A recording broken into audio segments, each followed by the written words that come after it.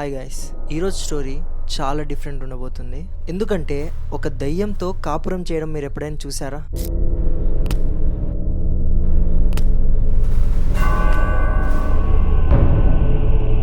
వినడానికే అదోలా ఉంది కదా. ఈ స్టోరీ నా ఒక ఫ్రెండ్ క్లియర్గా ఎక్స్ప్లెయిన్ చేశారు. ఇదొక మిస్టీరియస్ స్టోరీ. క్లియర్గా ఎక్స్ప్లెయిన్ చేస్తాను. ఒక 10 minutes హెడ్ ఫోన్స్ పెట్టుకొని ఒక మూలకు వెళ్ళి కూర్చోండి. సో ఇక స్టార్ట్ చేద్దామా?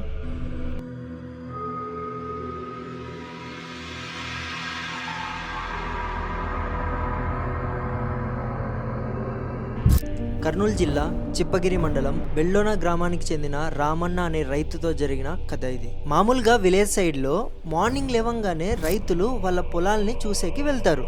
సో రోజులాగానే రామన్న కూడా తన పొలానికి వెళ్ళాడు. వెళ్తుండగా అతని పొలంలో ఒక అందమైన అమ్మాయి కూర్చున్నట్టుగా దూరం నుంచి కనపడింది. ఎవరా అమ్మాయి అనేసి రామన్న కొంచెం దగ్గరకు వెళ్తుండగా ఆ అమ్మాయి ఏడుస్తున్నట్టుగా వినపడింది. ఎవరమ్మా నువ్వు, ఎందుకు ఇలా ఏడుస్తున్నావని రామన్న అడిగాడు. అయితే ఆమెకి ఎవ్వరు లేరని, నేను ఒంటరిదాని అని చెప్పింది. అప్పుడు రామన్న జాలిపడి, సరే ఏడవకమ్మా, నేను కూడా ప్రస్తుతానికి ఒంటరిగానే ఉన్నాను, నాకేం అభ్యంతరం లేదు, నువ్వు అనుకుంటే మా ఇంట్లో ఉండొచ్చు అని చెప్పాడు. అయితే సరే అని ఆ అమ్మాయి రామన్నతో పాటు రామన్న వాళ్ళ ఇంటికి వెళ్ళింది. ఆయన ఇంట్లో ఉంటూ అతనితో పాటే కాపురం చేయసాగింది. రోజు పొలానికి పోయేలోపు ఈమె మంచిగా వంటలు చేసి పెట్టడం, ఇంటి మొత్తాన్ని శుభ్రంగా పెట్టడం, ఇలాంటి పనులన్నీ ముందుగా చేసేసేది. మరియు రామన్న కోసం వంట చేసి క్యారీ కూడా కట్టి పెట్టేది. రామన్న పొలానికి వెళ్ళిన తర్వాతే ఈమె మిగతా పనులు అంటే ఫుడ్ తినడం ఇలాంటివి కంప్లీట్ చేసేది. ఇలానే కొన్ని రోజులు గడిచాయి. మీరు విలేజ్కి వెళ్ళినప్పుడు ఎప్పుడైనా చూసింటారు కదా, చాలా మంది లేడీస్ వాళ్ళ తలపైన కుండ పెట్టుకొని మంచినీళ్ళు బావి నుంచి తీసుకొస్తుంటారు.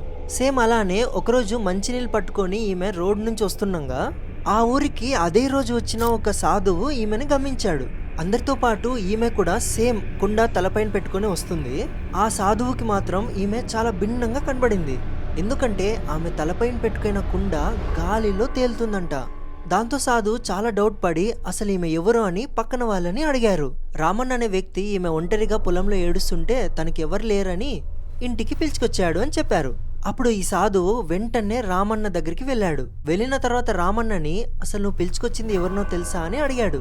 ఏమో స్వామి, పొలంలో నాకు ఎవరు లేరని ఏడుస్తుంటే పిలుచుకొచ్చాను అని చెప్పాడు. అప్పుడు ఆ సాధువు నవ్వుతూ, నువ్వే మనిషివి నాయన, ఒక దయ్యంతో కాపురం చేస్తున్నావు అని చెప్పాడు. అయితే రామన్న సాధువు మాటల్ని నమ్మలేదు. ఎందుకంటే రామన్న దయ్యాల భూతాల్ని నమ్మే వ్యక్తి కాదు, పైగా ధైర్యవంతుడు మరియు బలమైన వ్యక్తి. అయితే రామన్నకి ఎంత చెప్తున్నా వినట్లేదు, నమ్మట్లేదు. అప్పుడు సాధువు ఏమన్నారంటే, నువ్వు ఎప్పుడన్నా అమ్మాయి భోజనం చేయడం చూసావా అని అడిగాడు. రామన్న లేదు అని అన్నాడంట. సరే అయితే ఈసారి భోజనం చేసేటప్పుడు దొంగచాటుగా చూడు అని చెప్పాడు.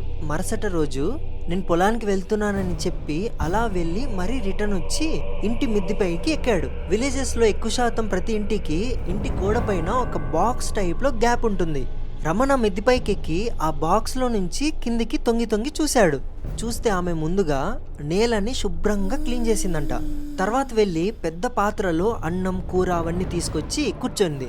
ఆ ప్లేట్లో ఉన్న భోజనం మొత్తం నేలపైన బోర్చి జుట్టుని ఇలా ముందరికి వేసుకొని ఒక దయ్యం మాదిరి తింటుందంట.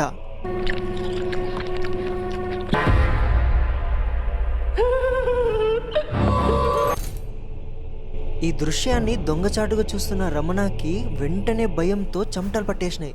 వెంటనే తేరుకున్న రమణ ఫుల్ కోపంతో పశువులను తోలే చెరకకోలు తీసుకొచ్చి ఆ దయ్యాన్ని తరిమాడు. తరుముతూ ఆ దయ్యాన్ని ఆ పొలాల వెంట తరిమాడు. తరుముతూ వెళ్తుండగా ఆ రామన్న ఒక కంది కొయ్యను తొక్కాడు. దీంతో రక్తం దారగా కారుతూ నొప్పితో బాధపడుతున్న ఆ రామన్నను ఆ దయ్యం చూసి, నీ తల్లి కడుపు చల్లగుండా అని అరిచి, నేను నిన్ను నాతో పాటు తీసుకెళ్దాం అనుకున్నాను, ఇంతలో నువ్వు నన్ను కనిపెట్టేశావు అని అన్నదంట. ఎందుకంటే ఇన్ని రోజులు కాపురం చేస్తున్న ఆ దయ్యం రామన్నను పీల్చి వేసుకుంటూ వస్తుంది. దీంతో ఎంత బలంగా ఉన్న రామన్న కూడా చాలా సన్నగా అయిపోవడం, బలం తగ్గిపోవడం జరిగింది. దయ్యం అతనితో, ఇంకా నా వెంట రావద్దు, ఇంటికి వెళ్ళి వెన్న తీసి పుట్టి మీద పెట్టాను, నా పేరు చెప్పి నీకు గాయమైన చోట ఆ వెన్న పూసను పూసుకో, తగ్గిపోతుందని చెప్పి ఆ దయ్యం అక్కడి నుంచి వెళ్ళిపోయిందంట. ఇప్పటికీ ఆ ఊర్లో పెద్ద పెద్ద కొయ్యలు మరియు ముళ్ళలను తొక్కిన తర్వాత ఆ చోటుకు వెళ్ళి ఆ ఇంటి వారసులు వెన్నపూసను తీసుకొని వచ్చి గాయమైన చోట ఆ వెన్నపూసను పూసి ఇప్పుడు కూడా పెద్ద పెద్ద గాయాలు మంచిగా అవుతున్నాయంట. దీన్నే ఆ ఊర్లో దయ్యం వెన్నపూస అని అంటారు. So that's it for today guys. నాకు తెలిసి మీకు ఈ స్టోరీ మంచిగా నచ్చింటుంది. అండ్ తప్పకుండా మీ ఫ్రెండ్స్కి ఈ స్టోరీ అనేది షేర్ చేయండి. గైస్ మీ పేరెంట్స్ని జాగ్రత్తగా చూసుకోండి. మనం కలుద్దాం నెక్స్ట్ అప్కమింగ్ థ్రిల్లింగ్ వీడియోస్లో. 3, 2, 1.